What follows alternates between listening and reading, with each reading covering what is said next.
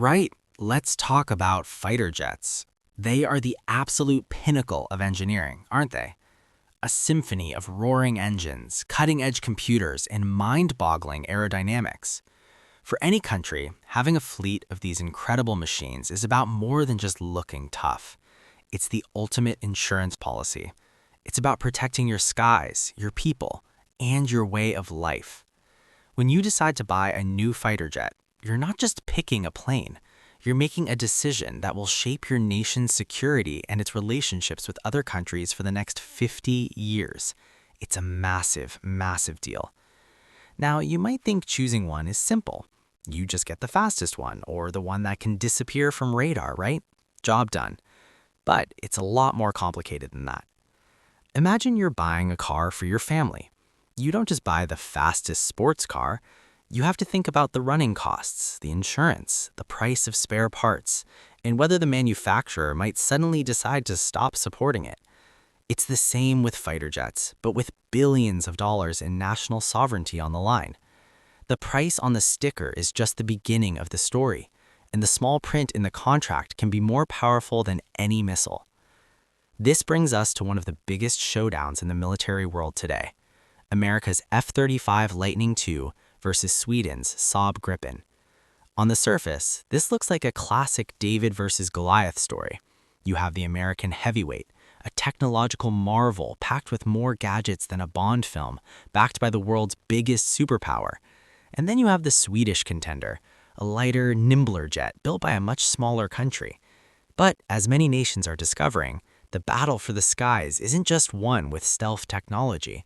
It's also fought on balance sheets, in political chambers, and within the lines of a sales contract. The choice between these two incredible aircraft has exposed a silent but growing weakness in the way the world buys its most advanced weapons. Countries are starting to ask some very uncomfortable questions. They're wondering if buying the most advanced jet means giving up control. They're worried about hidden costs, political strings, and the risk of being left with a multi-billion-dollar fleet that they can't even fly without someone else's permission. This isn't just about which plane is better. It's about what it truly costs to defend a nation in the 21st century. It's a proper nail-biter, and the outcome could change everything. First, let's be clear. The F-35 Lightning II is an astonishing piece of kit. It's like something straight out of science fiction. Its main party trick is stealth.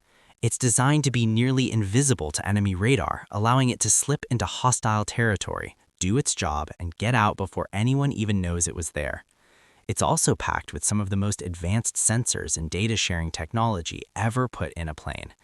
The idea was to create one jet that could do everything: air-to-air combat, ground attacks, intelligence gathering, and share what it sees with every other friendly unit on the battlefield. It was meant to be the master key to air dominance for America and its allies. So, naturally, everyone wanted one. When the United States offered its closest partners a chance to join the F-35 program, it felt like being invited into the most exclusive club in the world. Buying the F-35 wasn't just about getting a new plane. It was about strengthening your alliance with the most powerful military on Earth. It promised perfect interoperability with NATO forces, meaning everyone's equipment would speak the same language. For countries like Germany, Switzerland, and Canada, signing up for the F-35 seemed like the smartest, most logical choice. It was the future, delivered in a sleek, gray, supersonic package. But then the bills started to arrive, and they were eye-watering.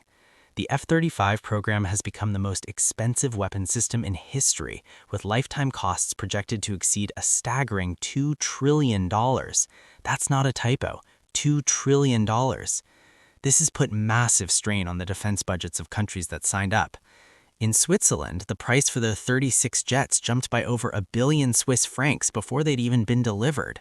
Suddenly, politicians and taxpayers started getting very nervous. The dream jet was beginning to look like a financial nightmare, a commitment that could drain resources for decades to come. The cost wasn't the only problem. A far more worrying issue began to surface: control. The F-35 is not a plane you just buy and fly.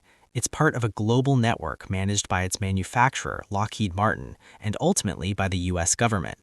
All maintenance, software updates, and logistics are routed through a system called ALIS.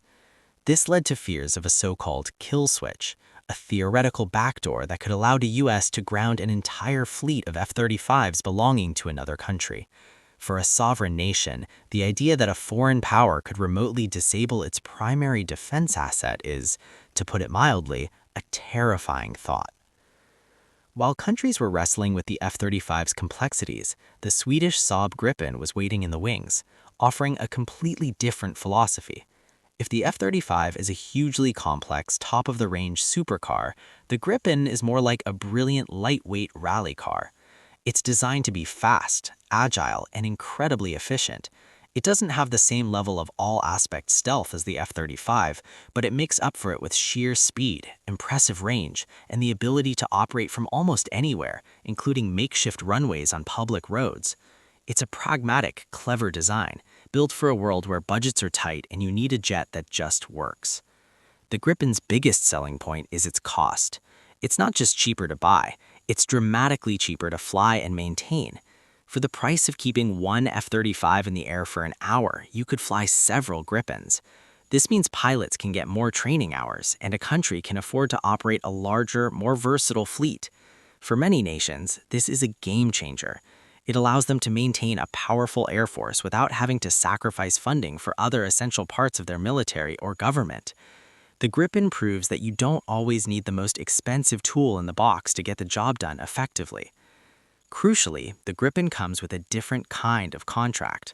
When a country buys the Gripen, they buy the whole thing.